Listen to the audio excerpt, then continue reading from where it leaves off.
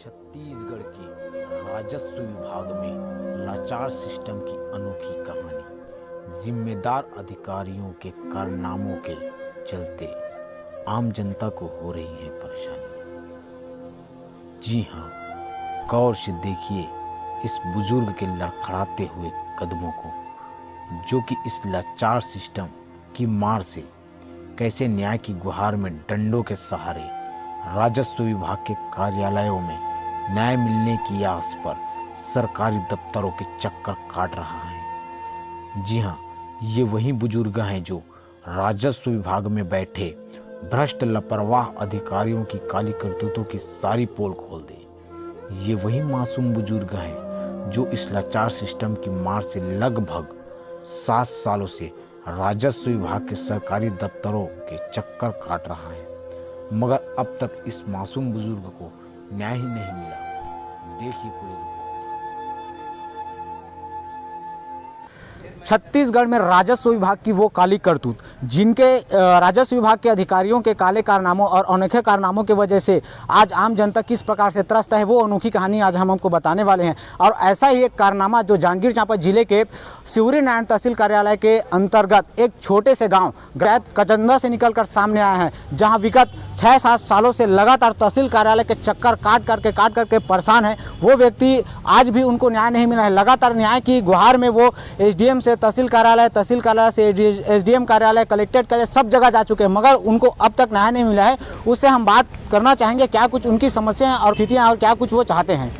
जी, जिस प्रकार से जो इस लाचार सिस्टम के चलते आज लाठी टेकते हुए एक बुजुर्ग यहाँ पर आए हैं जिसको न्याय नहीं मिल पाया, उनसे हम बात करना चाहेंगे। लेकिन उससे पहले बता देना चाहते हैं, देख सकते हैं ये वही व्यक्ति हैं जो लगातार 6-7 सालों से आज इस लाचार सिस्टम जो तहसील कार्यालय के चक्कर काट रहे हैं, और इनसे हम बात करना चाहेंगे क्या कुछ समस्या है। तो क्या नाम है आपका? मेरा नाम आगरदास मानिकपुरी है। मैं ग्राम कचंदा निवासी हूँ। तहसील शिवरीनारायण है जी। क्या कुछ समस्या लेकर आप जो तहसील कार्यालय आए हैं, कितने दिन हो गए हैं? हम लोग को तो 8-10 साल से हम पीड़ित हैं। मतलब सिस्टर ज़मीन के एवज में नाम जोड़ने के लिए बोले थे। पैतृक संपत्ति नहीं था, पिताजी ड्यूटी करते थे, उस दौरान उन्होंने खरीदे ज़मीन को। फिर भी पिताजी के नाम, दादा के नाम से खरीदे थे, तो उसको पैतृक संपत्ति घोषित कर दिए। तो सिविल डिग्री के अनुसार हम उसको देने के लिए स्वच्छा तैयार हो गए और दे भी रहे थे। लेकिन यहाँ तहसील के माध्यम से उसको विपरीत कर दिए, सिविल के आदेश के विपरीत करके उसको 1/2 कर दिया, आधा भाग कर दिए। तो फिर हम उसके 2016 में 2016 में 12/8/16 को हम चले गए एसडीएम के यहाँ। एसडीएम से हम आ करके एसडीएम यथावत कर दिए। यथावत करने के बाद यहाँ पर कोई भी कार्रवाई नहीं हुई और वो अभी तक चलते रहा। अभी जो वर्तमान में जो आए हैं तहसीलदार महोदय, उसने बढ़िया सुचारू रूप से आपने कहा भाई जो शिवरीनारायण तहसील कार्यालय में कोई कार्रवाई नहीं, मगर इसे तो भी कानून का एक प्रावधान है कि अगर तहसील कार्यालय में नहीं हो तो एसडीएम कार्यालय आप जा सकते हो और कलेक्ट्रेट। तो क्या हुआ वहाँ पर? एसडीएम के आदेश का यथावत करने के बोले, लेकिन यहाँ एसडीएम का तो हो रहा है, लेकिन यहाँ कोई कार्रवाई नहीं हो रहा है।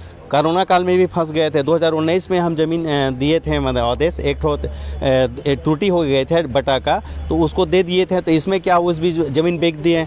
फिर एसडीएम का इनके द्वारा बिक्री किया गया है, जो स्वतः रंजीत के दीदी के द्वारा, शांतिबाई पुत्र रंजीत के दास के द्वारा बिक्री जमीन सब कर दिए हैं। अच्छा। तो जमीन को अभी फिर हम सिविल में कोर्ट में जाने, अब जब तहसीलदार महोदय बोल रहे हैं कि मेरे क्षेत्र अधिकार से बाहर है, आपको सिविल में जाना रहे हैं, तो हम रात दिन जीवन भर अपंग होते हुए भी खाली केस मुकदमे में दौड़ते रहे। मेरी आर्थिक स्थिति, तंगी स्थिति को कोई अवहेलना नहीं किया। वो तो मस्ती में बैठे हुए हैं, वो अपना ज़मीन बिक्री कर दिए। पैसा का अभाव नहीं है उसके पास, वो खुद होता है, स्वतः उसका पिताजी सर्विस में थे। आपका कहने का मतलब है कि जो अधिकारी हैं पैसों की लेन देन करके इस प्रकार से जो काम किए हैं, ऐसा क्या कुछ कहना है? बिल्कुल एक पक्षी दे रहे हैं किसी को निर्णय। और हम चाहते हैं कि हमारे साथ जो घटना हो गई अपंग बुजुर्ग के साथ, ये और किसी के साथ ना हो। इस तरह मैं मीडिया से प्रार्थना करना चाहता हूँ, इस चीज़ को उभार करना चाहते आप लोग से करबद्ध प्रार्थना है कि इस चीज़ मीडिया के माध्यम से आप लोग उजागर कर दीजिएगा, अन्यथा कोई भी अधिकारी इस चीज़ को करने के लिए बार बार सोचना पड़े।